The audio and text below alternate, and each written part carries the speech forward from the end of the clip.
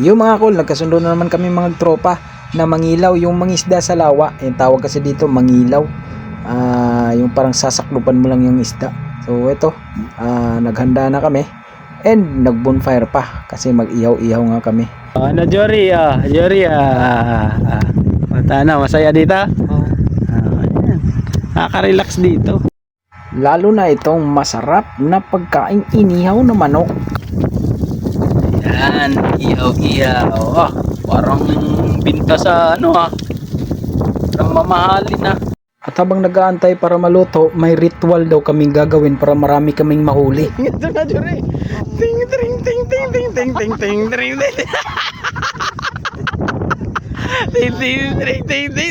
ting ting. Kulaw daw yun, kaya dapat kaming lahat daw habang nakalabas yung brief, kaya ito na. Sayaw!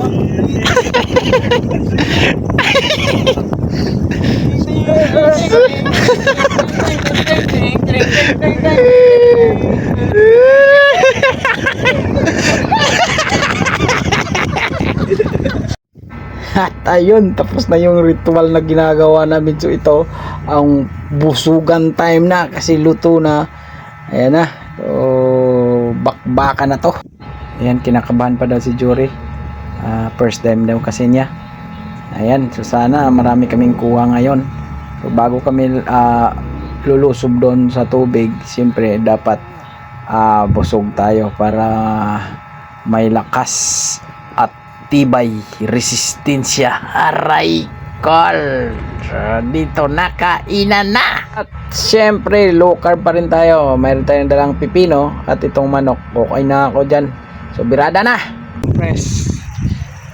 O ano Jory, ano experience mo dito? Ayos ba? Oo, ayos. Ha? Ayos. Ano masasabi mo? Salamat. Salamat, very good. Okay, bira na. Camping. Okay, sana napasaya ko kayo sa aking momonting video, ang aming pangilaw at camping.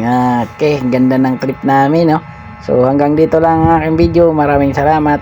Please like, share, and comment. Kain na!